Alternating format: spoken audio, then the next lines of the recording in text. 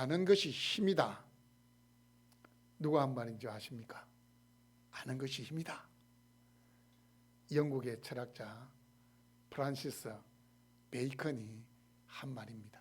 그런데 성경 말씀에 보면 이와 유사한 말씀이 있습니다. 아마 프란시스 베이컨이 성경을 읽다가 그렇게 이야기한 것 같은데, 잠언 24장 5절 말씀을 보시면 지식 있는 자는 힘을 더하나니, 이런 말씀이 있습니다. 아는 것이 힘이다. 지식 있는 자는 힘을 더하나니, 같잖아요. 의미가 같잖아요. 그런데 헬라어 성경에서는 지식 있는 자는 힘을 더하나니 라는 이 구절을 어떻게 해석하는가 하면, 지식이 있는 사람은 큰 밭을 가진 자보다 낫다, 이렇게 번역을 하고 있습니다. 자, 권력이 있는 자, 아니면 유력한 사람, 풍부한 경험을 가지고 있는 사람, 뭔가 자기 전문 분야에서 일하고 있는 사람을 알고 있다는 것은 우리에게 큰 도움이 됩니다. 맞잖아요. 특별히 우리 한국이라는 사회는 이 안면을 중요시하는 사회입니다. 안면을 중요시하는 사회이기 때문에 어딘가에 아는 사람이 있으면 도움이 돼요. 병원에 입원하더라도 병원에 원무과 직원을 알고 있으면 도움이 됩니다. 하지만 성경은 여호와를 아는 것이 힘이다 라고 말하고 있고, 여호와가 우리의 도움이시다, 그렇게 말하고 있습니다. 시편 18편 1절 말씀을 보시면 나의 힘이신 여호와여, 이렇게 고백합니다. 하나님을 나의 힘이다, 이렇게 고백합니다. 그런데 여기서 힘이라는 것은 인생에게 필요한 모든 능력을 통칭하는 것이 힘입니다. 그렇다면 나의 힘이신 여호와여, 이 고백은 나는 하나님 없이는 살아갈 수 없습니다 라는 고백과 꼭 같습니다. 여러분, 지금 여러분이 관심을 가지고 있는 분야가 어디입니까? 여러분 지금 어디에 관심을 가지고 있습니까? 어디에 관심을 가지고 있습니까? 많은 사람들은 대통령 선거에 관심을 가지고 있을 겁니다. 이 정보화 시대에 남들이 알지 못하는 새로운 정보를 안다는 것은 그게 곧 돈이고 힘이 되고 도움이 됩니다. 그래서 새로운 정보를 얻기 위해서 사람들이 많이 수고합니다. 유튜브를 막 검색하는데 제가 볼 때는 유튜브 검색하는 것은 그렇게 큰 도움이 되지를 않습니다. 그렇다면 여러분, 힘이 되신 여호와를 알기 위하여 여러분 얼마나 수고하고 있습니까? 얼마나 노력하고 있습니까? 그렇다면 이 여호와를 안다는 것이 무슨 의미일까요? 난 하나님 안다. 내 하나님 안다. 자, 오늘 말씀 보십시오. 우리가 여호와를 알자. 그리고 반복을 하는데 힘써 여호와를 알자. 이건 북이스라엘 왕국에서 활동했던 호세아 선지자의 절규입니다. 우리가 여호와를 알자. 힘써 여호와를 알자. 여러분, 이 외침을 듣고 있는 사람들이 누굽니까? 우리가 여호와를 알자. 힘써 여호와를 알자. 하나님 모르는 이방인들이 아닙니다. 하나님의 선택받은 백성이라고 자부하는 이스라엘 백성들에게 지금 말씀하고 있는 겁니다. 우리가 여호와를 알자. 힘써 여호와를 알자. 여러분, 호세아 선지자가 활동하던 이 북이스라엘의 상황이 어떤 상황이었냐? 그때 임금이 여로보암 2세였습니다. 여로보암 2세는 북왕국에 있어서 가장 큰 번영, 또 국가적인 안정을 획득했던 왕이었습니다. 여로보암 2세 때에 아람 나라를 침략해서 다메섹을 빼앗았습니다. 그 다메섹이 왜 중요하냐? 동서무역로의 중심이 됐기 때문에 그 동서무역로의 중심인 다메섹을 통해서 국제무역이 활발하게 일어났습니다. 자, 무역이 활발해지면 뭐가 있습니까? 돈이 있는 겁니다. 돈이 있어요. 이 여로보암 2세 시대 때에 물질적으로도 풍부했고 또 군사적으로도 부강했습니다. 그렇다 보니까 이 북이스라엘 왕국에 물질 만능주의, 또 현세지향적인 인본주의와 쾌락주의가 성행하게 됩니다. 여러분, 돈이 많은 동네에 가보면 꼭 따라오는 것이 사람들이 인본주의입니다. 물질 만능주의입니다. 쾌락을 이렇게 추구하는 문화들이 발달하게 되어 있습니다. 이 북이스라엘 백성들이 이 세상에 취해가지고 나라가 서서히 멸망하고 있는데도 깨닫지를 못했다는 겁니다. 힘써 여호와를 알자. 호세아 선지자가 이렇게 이야기했을 때 여러분, 북이스라엘 백성들이 어떻게 받아들였을 것 같습니까? 힘써 여호와를 알자. 아니, 저 사람이 우리가 하나님도 모르는 이방인으로 아나? 하나님의 백성인 우리한테 힘써 여호와를 알자. 저게 무슨 말이지? 살짝 맛이 간 건 아닌가? 많은 사람들이 손가락질하고 또 비웃고 때로는 막 물리적으로도 정신 나간 소리를 한다고 이렇게 이야기했을지도 모르겠습니다. 제가 여러분에게 누군가에게 집사님, 하나님 알아야 됩니다. 힘써 하나님 알아야 됩니다. 이렇게 이야기하면 어떤 분들은 마음 이런 생각이 들어요. 이야, 목사님이 나를 무시해도 유분수지. 내가 신앙생활을 30년 했는데 내가 예배드리러 차 몰고 간다고 소비한 기름값만 해도 지금 수백만 원이 넘는데 그런 나한테 하나님 알아야 된다고, 힘써 하나님 알아야 된다고, 도대체 이게 무슨 말씀인가? 나를 무시하나? 나를 신앙 없는 사람으로 취급하나? 이렇게 생각할 수도 있습니다. 그런데 여러분, 하나님을 알자, 힘써 하나님을 알자라는 뜻이 무엇인지를 알아야 돼요. 여호와를 알자, 직접적인 체험을 강조하는 이야기입니다. 귀로 들어서 아는 것이 아니고 직접 체험해서 아는 거예요. 누군가로부터 들은 이야기가 아니라 내가 눈으로 보고 내가 몸으로 겪은 것이 안다는 의미입니다. 여러분, 연애할 때는 나쁜 모습이 거의 안 보입니다. 좋은 모습만 보여요. 그래서 사랑이 눈물어야 어떻게 합니까? 결혼하는 거예요. 그런데 결혼해서 살아보면 어떻습니까? 좋은 모습이 많이 보입니까? 아닙니다. 그때부터는 이제 단점만 보이기 시작해요. 나하고 다른 것만 보이기를 시작합니다. 그때 세월이 좀 지나고 나면 내가 내 인생에 가장 큰 실수를 했구나, 이런 이제 후회가 밀려오게 됩니다. 하지만 이미 때는 늦었습니다.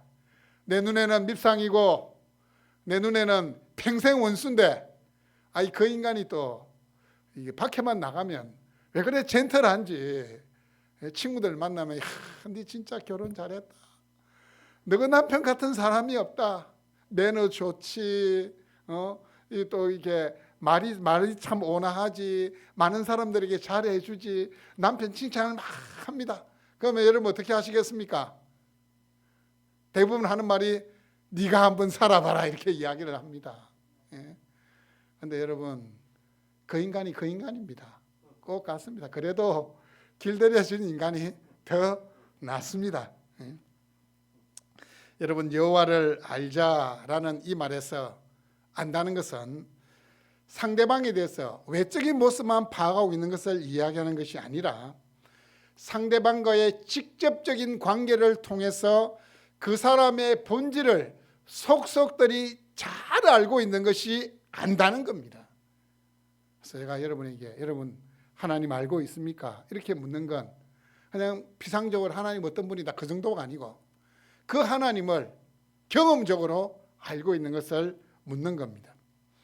이 안다는 것을 대표하는 두 가지의 뜻이 있습니다. 한 가지는 뭐냐면 결혼과 관계에서 결혼을 통해서 부부가 서로 전인격적으로 숨김없이 서로를 알고 있을 때 안다라는 것이 이 여호와를 알자는 할 때 이 안다는 거예요. 또 하나는 뭔가 하면 여러분, 사람이 겪을 수 있는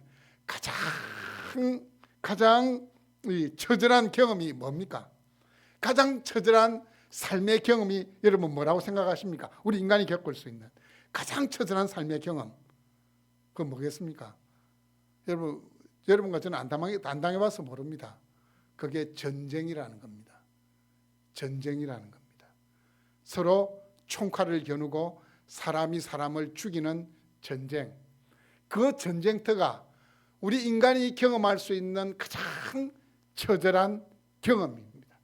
그 전쟁을 경험하고 나서 나는 그 전쟁의 참상을 안다라고 하는 그 안다가 지금 여호와를 알자라는 이 단어와 같다는 겁니다. 그렇다면 여러분, 여호와를 안다는 것이 어떤 뜻인 줄 아시겠죠? 귀로 들어서 아는 게 아닙니다. 그 현장에 직접 가서 몸소 아는 것을 이야기하는 겁니다. 그럼 여러분, 다시 한번 여러분에게 질문 드립니다. 여러분, 하나님 알고 계십니까? 여러분, 하나님 알고 계십니까? 왜 대답을 못 하십니까? 오늘 말씀을 통해서 내가 하나님을 알아야 되겠다라는 이 거룩한 열망이 생겨나기를 바랍니다.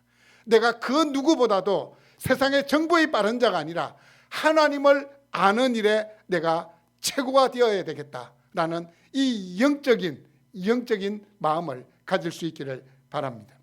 소개는 문답 사문에 보니까 이런 질문이 있습니다. 하나님은 어떤 분이십니까? 라고 질문한 다음에 하나님은 영이신데 그의 존재하심과 지혜와 권능과 거룩하심과 공의와 인자하심과 진실하심이 무한하시며 무궁하시며 불변하신 분이십니다.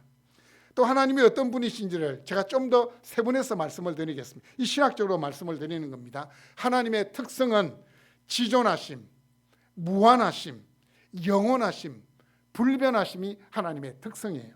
그리고 하나님의 능력은 전능하심, 전지하심, 편재하심, 어디든지 계신다는 거예요. 이게 하나님의 능력이에요. 하나님의 도덕적인 성품은 거룩하심, 사랑과 자비, 진실하심, 신실하심, 선하심, 오래 참으심, 의로우심이라고 할 수 있습니다. 신학적으로는 이렇게 말씀드릴 수 있습니다. 자, 그렇다면 그 누군가에게 하나님을 알고 있습니까? 이렇게 질문했는데 그분이 소개문답 4분을 줄줄줄줄 외우고 하나님의 특성에 대해서도 하나님의 능력에 대해서도 하나님의 이 도덕적인 성품에 대해서도 줄줄줄줄줄 막 이야기를 합니다. 여러분, 그게 하나님 아는 걸까요? 그게 하나님 아는 걸까요? 그건 하나님을 지식적으로 껍데기만 알고 있는 겁니다. 제가 고신대 신학과 입학했을 때에 저희 이 동기 중에 어떤 친구가 있었냐 하면 자신은 하나님을 알고 싶어서 신학과에 왔다고 이야기하는 친구가 있었어요.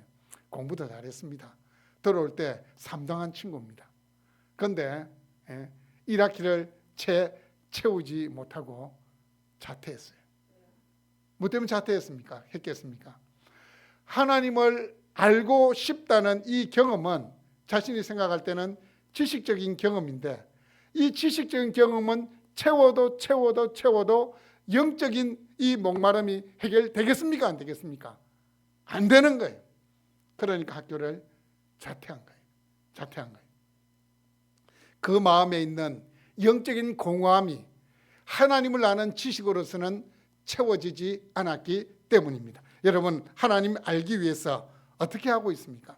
오늘 성경은 힘써 여호와를 알자 이렇게 말씀합니다. 힘써라는 이 단어가 중요합니다.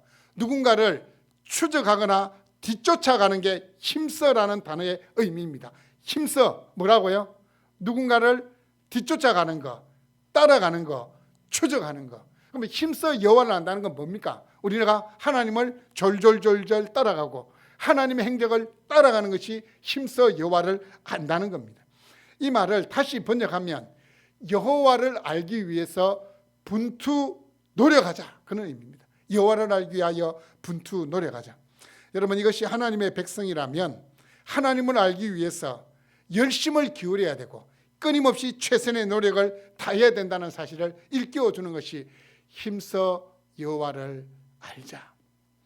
전심전력하여 여호와를 알아가는 것이 하나님의 백성의 올바른 자세입니다.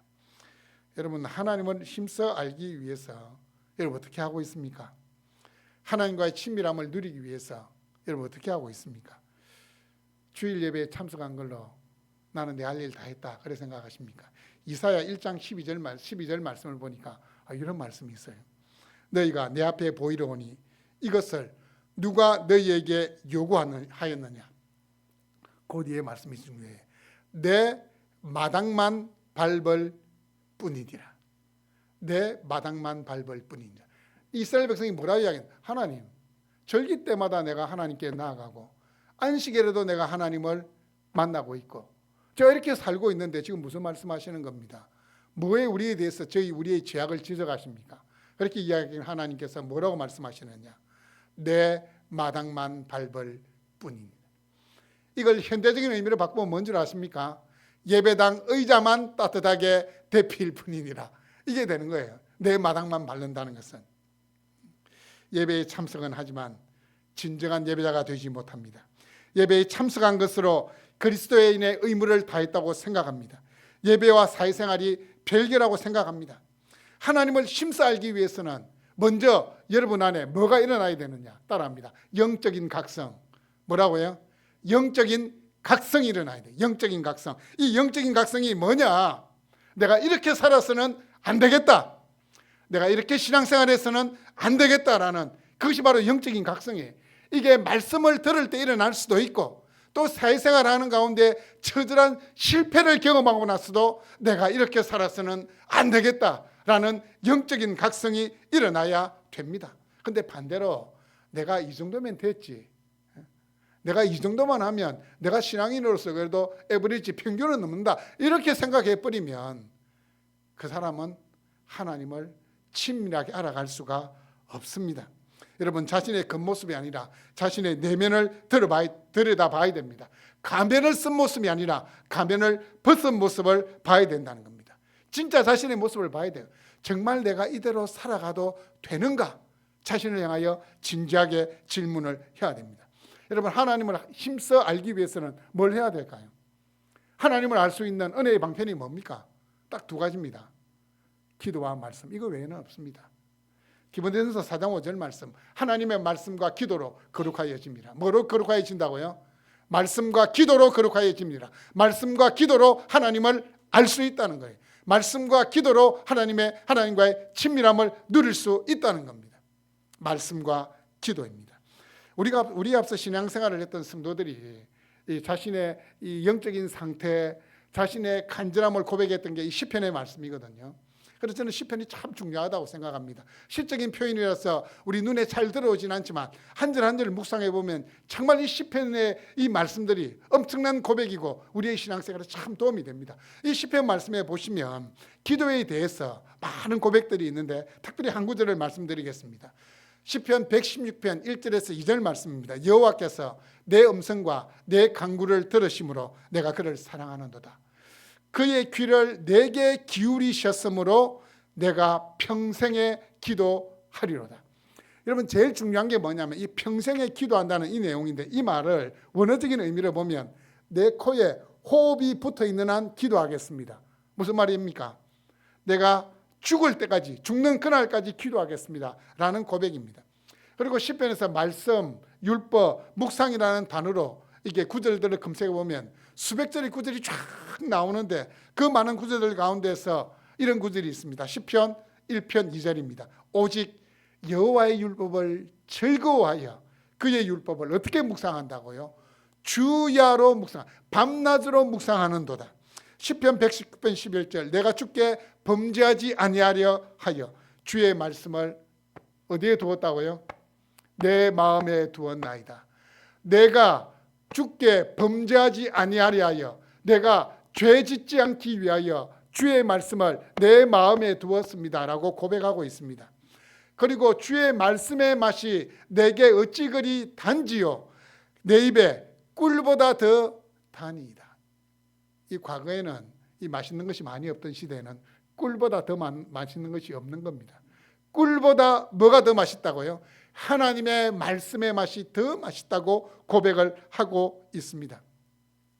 여러분, 우리는 우리 눈에 보이는 것에 공감하는 시대를 살아가고 있습니다. 경제가 어렵다고 이야기합니다. 청년 실업률이 높다고 아우성입니다. 하지만 보이지 않는 영적인 세계에 대해서는 별로 사람들이 관심을 가지지 않습니다. 영적으로 피폐해가지고 이 아사 직전, 굶어 죽지 직전까지 갔는데도 자각을 하지를 못하는 겁니다. 왜요? 사단이 우리의 눈을 가렸기 때문입니다. 괜찮다고 이야기합니다. 평안하다고 속입니다.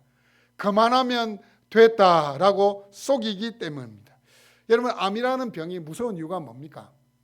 암이라는 병이 무서운 이유가 뭐예요? 자각정세가 오면 어떻게 해요? 이미 말기입니다. 자각정세가 없다는 거예요. 자각정세가 없다는 겁니다. 영적인 병도 마찬가지예요. 영적인 병도 마찬가지예요. 서서히 지금 자기가 영적으로 죽어가고 있는데도 많은 사람들은 자각하지를 못해요. 왜요? 주일이 되면 예배의 자리에 앉아 있거든요. 그 모습은 예수 믿는 사람이거든요. 자각을 하지 못합니다. 하지만 여러분, 말씀 없이 하루를 살아갈 때에 여러분 마음에 불편함이 느껴져야 됩니다. 기도하지 않고 하루를 보내게 되면 마음에 답답함이, 갑갑함이 느껴져야 됩니다. 은혜가 없으면 살아갈 수 없다는 간절함이 있어야 됩니다. 주님과 관계가 멀어지면 마음이 불안해져야 돼요. 내가 뭔가 죄를 범하게 되면 두려움이 생겨야 됩니다. 하지만 우리는 영적인 무자각, 무통증이라는 심각한 질병에 걸려 있어서 그 사실을 빨리 감지하지를 못하는 겁니다. 자, 여러분, 육신이 지금 병들어 막 죽어가고 있는데 돈 버는 재미, 친구 만나는 재미, 일하는 재미에 푹 빠져 있습니다. 너무 바쁘다는 핑계로 병원에 가는 것조차 미루게 됩니다. 결국에는 몸에 자각증세가 있어가지고 병원에 갔습니다. 의사가 뭐라고 이야기합니까? 의사가 말하는 그 레파토리 있잖아요. 조금만 더 일찍 오시지. 주로 의사가 이 이야기를 합니다. 마찬가지입니다. 영적으로도 여러분, 오늘 제가 이 말씀을 증거하는 이것이 영적으로 여러분이 자각하는 영적인 각성이 일어나는 바로 그 타임이 돼야 된다는 거예요.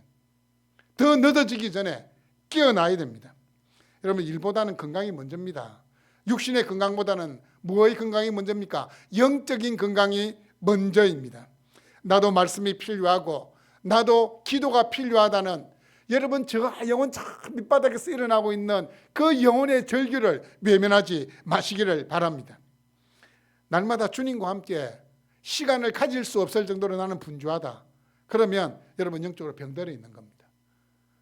나는 기도하고 말씀 읽을 시간이 없습니다. 너무 바쁩니다. 영적으로 병들어 있다는 증거가 됩니다. 위장된 평안, 자기 만족은 사탄이 주는 겁니다. 여호와를 알자, 힘써 여호와를 알자. 이 절박한 외침에 믿음으로 반응할 수 있기를 바랍니다. 여러분, 힘써 여호와를 알게 되면 여러분의 삶에 어떤 변화가 일어나는 줄 아십니까? 오늘 말씀해 보면 첫째로 여러분의 삶이 밝아지게 됩니다. 뭐라고요? 여러분의 삶이 밝아지게 돼요. 여러분, 예수 믿는 사람은 항상 이렇게 웃음이 많아야 돼요. 인상이 좋아야 돼요. 밝아야 돼요. 밝아야 돼요. 다른 사람에게 기쁨을 주고 즐거움을 줄 수 있는 존재가 돼야 돼요. 그런 사람 있잖아요. 나 그 친구 만나면 내 마음이 무거워지고 너무 힘들더라. 그건 안 되는 거예요. 예수 믿으면 삶이 밝아져야 되는 겁니다. 오늘 말씀해 보시면 그의 나타나시면 새벽빛같이 어김없나니라는 말씀이 나옵니다. 자, 여러분, 새벽에 먼동이 트면 뭐가 물러갑니까? 어둠이 물러갑니다. 하나님을 가까이 하는 자의 삶이 어떻게 될까요? 빛이신 하나님이 나에게 가까이 오게 되면 내 삶의 어두움은 물러가게 되는 겁니다. 여러분, 하나님을 가까이 해보십시오. 이 영적인 센스가 민감해집니다. 여러분, 지금 우리 예배당 안에도 화재 경보기가 있습니다. 화재 경보기는 아주 적은 연기나 열에도 반응을 하게 됩니다. 경보기가 울리고 물이 막 쏟아지는, 스프링클러에서 물이 쏟아질 수도 있습니다. 하나님을 가까이 하게 되면 어떻게 된다고요? 영적인 센스가 민감해진다는 겁니다. 예전에는 습관적으로 관행으로 하던 일이 이것도 잘못된 것이구나 라고 깨닫게 되는 겁니다. 전에는 보이지 않던 이 죄의 흔적들이 너무나 또렷하게 보이는 겁니다. 하나님을 가까이 하면 그렇게 되는 겁니다. 우리의 삶이 밝아지는 겁니다. 여러분, 목사도 넘어집니다. 장로도 실족합니다. 권사도 타락할 수 있습니다. 왜 그렇습니까? 하나님을 믿고는 있지만 힘써 하나님을 알아야 되겠다는 갈급함이 없기 때문입니다. 신앙인이 아니라 종교인이 되어버렸기 때문입니다. 어둠의 권세는 세상 그 어떤 것으로도 물리칠 수 없습니다. 여러분 마음에 임해 있는 이 세속의 때와 이 어두움은 하나님만이 이 어두움을 물리칠 수 있습니다. 하늘로부터 임하는 은혜가 있어야 됩니다.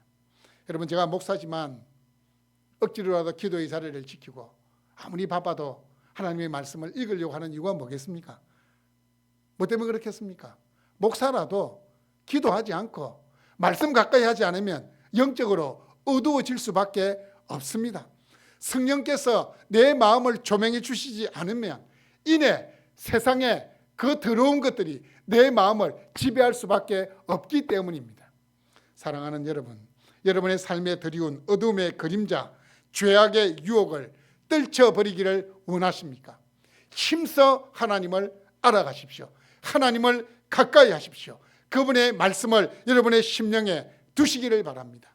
하나님과 기도하는 것을 내 삶의 우선순위에 둘 수 있기를 바랍니다. 두 번째는 힘써 여호와를 알아가게 되면 어떤 은혜가 있느냐, 이 하나님의 은혜가 나의 삶을 주관한다는 사실을 깨닫게 됩니다. 내 노력이 아니라, 내 의지가 아니라 하나님의 은혜가 있어야 된다는 사실을 깨닫게 됩니다. 오늘 말씀해 보면 땅을 적시는 늦은 비와 같이 우리에게 임하시리라. 땅을 적시는 늦은 비와 같이. 제가 누차 이렇게 구약을 강의할 때마다 누차 말씀했는데, 저 이스라엘에는 건기, 우기, 비가 오는 계절, 비 안 오는 계절이 다 구분이 돼 있어요. 우리 대한민국 그런 의미에서 진짜 좋은 나라입니다. 우리는 겨울에도 비가 오고 여름에도 비가 다 오잖아요. 그래서 이 건기, 우기가 구분되어 있는데, 그래서 농사를 지을 때 이른 비가 내려야 되고 또 추수하기 전에 늦은 비가 내려야 돼요. 9월에서 10월에 내리는 그 비가 내려야 보리나 밀을 파종할 수 있고, 3월 말이나 4월 초에 또 이 늦은 비가 내려줘야 곡식 이삭이 풍성하게 연걸 수 있는 겁니다. 이 늦은 비라는 것은 바로 보리나 밀의 이 이삭이 연걸어지는 데 필요한 수분을 공급해 주는 겁니다. 힘써 여호와를 알아가는 자에게 주시는 이 축복을 상징적으로 말씀하고 있는 것이 뭐라고요? 늦은 비예요. 늦은 비. 여러분, 농부가 아무리 수고를 해도 이 늦은 비가 내리지 않으면 어떻게 될까요? 이삭이 충실하게 연걸 수가 없어요. 그때 수분이 필요한데 물이 공급되지 않으면 그렇다는 거예요. 농사를 망칠 수가 있습니다. 우리 인생도 마찬가지입니다. 우리가 막 머리를 짜내서 계획을 세웁니다. 또 철저하고 치밀하게 준비해가지고 이 일이 성공할 수 있도록 노력을 기합니다. 하지만 어떻습니까? 하나님의 은혜가 부어지지 않으면 그 일은 실패할 수도 있습니다. 여호와께서 집을 세우지 아니하시면 세우는 자의 수고가 헛되며, 여호와께서 성을 지키지 아니하시면 파수꾼의 경성함이, 파수꾼의 깨어있음이 헛사로다 라고 말씀하고 있는 겁니다. 중요한 것은 하나님의 은혜입니다.